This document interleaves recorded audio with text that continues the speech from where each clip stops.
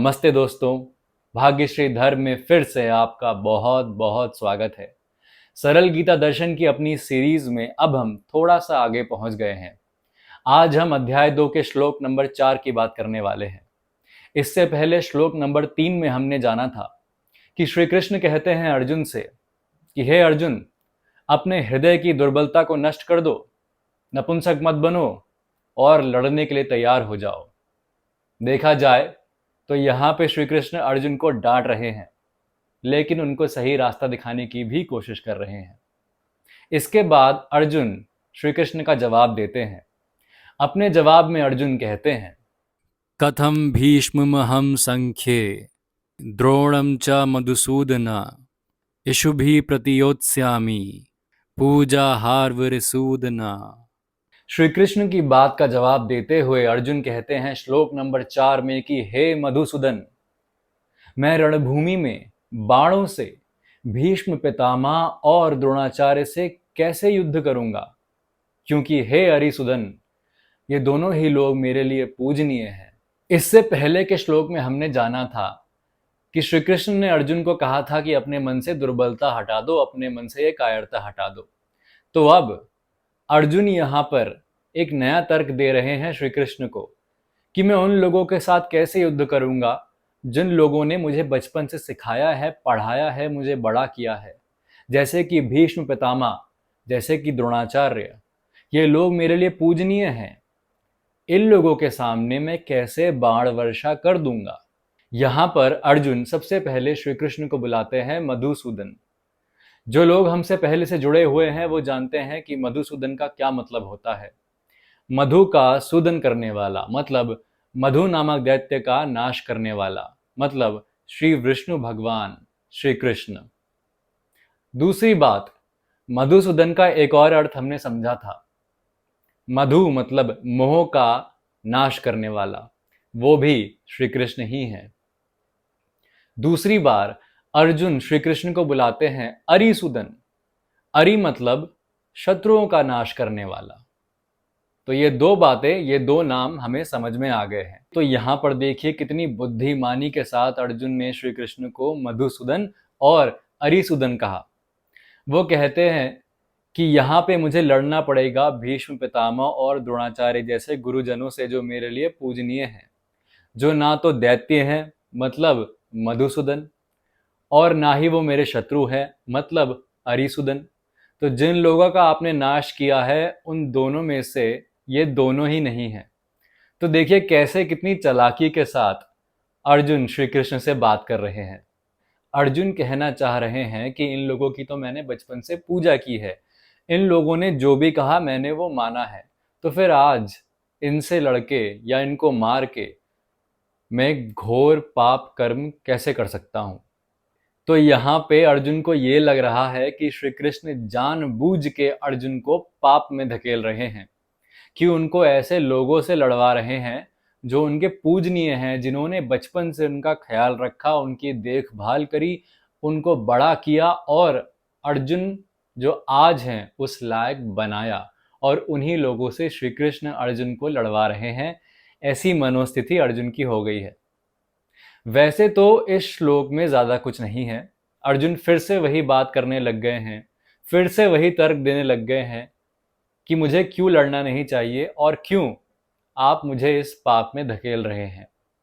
लेकिन एक बहुत ही अच्छी बात यहां हमें समझ में आ जाती है, एक बहुत ही महत्वपूर्ण बात सनातन धर्म के बारे में और भगवत गीता के बारे में हमें समझ में आती है अर्जुन के इस श्लोक से। यहाँ पे श्री कृष्ण के कहने के बाद भी अर्जुन युद्ध नहीं लड़ना चाहते, बल्कि उन्हें तर्क दे रहे हैं, उनसे प्रश्न कर रहे हैं। ये बात कभी आपने कहीं और देखी है, कहीं और सुनी है, समझी है कि एक मनुष्य भगवान के कहने के बाद भी भगवान ही से प्रश्न कर रहा है? कितनी अद्भुत बात है। ये चीज शायद आपको कहीं ना सुनने को मिलेगी ना देखने को मिलेगी कि एक साधारण सा मनुष्य, चाहे वो अर्जुन ही क्यों ना हो, चाहे वो इंद्र के पुत्र ही क्यों ना हो, फिर भी वो है तो मनुष्य योनि में, और जब भगवान उन्हें सिखाने की कोशिश कर रहे हैं तब भी वो भगवान से ही प्रश्न करने लग गए हैं। मतलब क्या सिखाना चाहते हैं यहाँ पे हमें वेद व्यास जी? वो हमें सिखाना चाहते हैं कि सीखने की कोशिश करो, जानने की कोशिश करो, समझने की कोशिश करो। चाहे भगवान ने भी आकर अर्जुन को कुछ बताया, लेकिन फिर भी जब तक अर्जुन के मन के संशय खत्म नहीं होंगे, जब तक उनके मन का भ्रम खत्म नहीं होगा, वो श्री कृष्ण से सवाल पूछते रहेंगे। चाहे श्री कृष्ण कितनी ही बार कितना ही ज्ञान उन्हें दे, जब तक उनके मन में कोई बात रहेगी वो श्री कृष्ण से सवाल करते रहेंगे। जब तक उनका मन साफ नहीं हो जाएगा वो श्री कृष्ण से ज्ञान देने के लिए आग्रह करते रहेंगे। तो हमें यहाँ पे क्या बात समझ में आती है कि चाहे कोई भी कुछ भी बोले, जब तक हमें वो बात समझ में ना आए तब तक उसे नहीं मानना चाहिए। जब तक हम वो बात जान ना ले, उसके पीछे के तर्क ना जान ले, तब तक हमें वो बात नहीं माननी है। और दूसरी तरफ अर्जुन बार बार सवाल पूछते हैं श्री कृष्ण से युद्ध शुरू होने से पहले। तो श्री कृष्ण क्या करते हैं? वो उनको दूर नहीं भगा देते। वो ये नहीं कहते कि अब मैं तुम्हें सवालों के जवाब नहीं दूंगा, अब तो युद्ध होने वाला है। वो उनके हर सवाल का जवाब देते हैं, उनका हर संशय खत्म करते हैं। हमें भी जब भी कोई हमारे पास ज्ञान लेने के लिए आए, सत्य लेने के लिए आए, तो हमें भी उसके सवालों का जवाब देना चाहिए, जब तक हम दे सकते हैं, जितना हमारा ज्ञान है उस हिसाब से हमें उसका जवाब देना चाहिए, उसका संशय खत्म करना चाहिए। तो अर्जुन की तरह भी बनिए, और जब तक कुछ समझ में ना आए तब तक उसे मानिए मत। और श्री कृष्ण की तरह भी बनिए। अगर कोई आपसे मदद मांगने आए, अगर कोई आपसे ज्ञान मांगने आए, तो फिर उसे भगाइए मत, उसकी सहायता कीजिए। बहुत ही ज़्यादा महत्वपूर्ण है कि हम दूसरों का दृष्टिकोण भी समझें, खुद को हमेशा सही ना माने, क्योंकि मनुष्य कभी भी हमेशा सही नहीं हो सकता। हमारे आसपास के लोग कहीं ना कहीं कोई ना कोई बात हमसे बेहतर जानते हैं, और अगर उनका कोई दृष्टिकोण है तो उसके पीछे भी कोई तर्क हो सकता है। या तो वो तर्क हमें कोई नया ज्ञान देगा, हमें कुछ नया समझा देगा, या फिर उस तर्क को हम नष्ट करके उस मनुष्य को कुछ बता पाएंगे, कुछ सहायता कर पाएंगे, कुछ ज्ञान दे पाएंगे। तो इसीलिए श्रीमद् भगवद गीता में जब श्री कृष्ण और अर्जुन का संवाद हो रहा है, उसी तरह हमारे जीवन में भी हमारा संवाद कई लोगों से होता है। तब हमें खुद को बिल्कुल सही नहीं मानना है, तब हमें दूसरे को बिल्कुल गलत भी नहीं मानना है। दूसरे का दृष्टिकोण समझे, वो क्या कहना चाहता है वो भी समझे, और उस अनुसार, स्थिति के अनुसार अपनी विवेकशील बुद्धि का इस्तेमाल करते हुए एक निर्णायक निर्णय लें।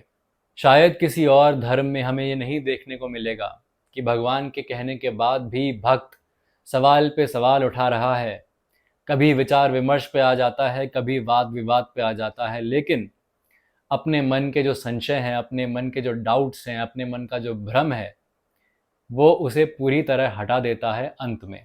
इसीलिए कहा गया है कि भगवद गीता एक यात्रा है, एक जर्नी है।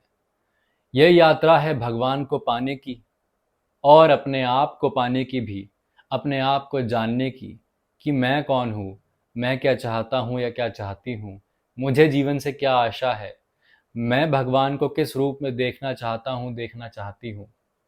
ये बहुत ही महत्वपूर्ण बात है। इस वीडियो के अंत में मैं ये कहना चाहता हूँ कि श्री कृष्ण कभी भी आपके सवालों के जवाब देने से पीछे नहीं हटेंगे। आप सवाल पूछ के देखिए तो सही, आपको जवाब मिलने शुरू हो जाएंगे। लेकिन उन जवाबों को समझने के लिए आपको अपनी विवेकशील बुद्धि को तो मजबूत करना ही पड़ेगा, और उसके लिए आप भगवद गीता पढ़ सकते हैं, ध्यान लगा सकते हैं। इसी बात के साथ हम खत्म करते हैं वीडियो। अपना ध्यान रखिए, सवाल पूछते रहिए, और कोई सवाल करे तो उसको जवाब भी दीजिए। तो दोस्तों, ध्यान रखिए अपना, खुश रहिए, ध्यान में मग्न रहिए। और अब तक तो आपको पता ही लग गया है कि मैं हर वीडियो के अंत में क्या कहता हूँ, तो मेरे साथ दोहरा लीजिए। भगवद गीता को अपने जीवन में बदलाव लाने दीजिए। धन्यवाद।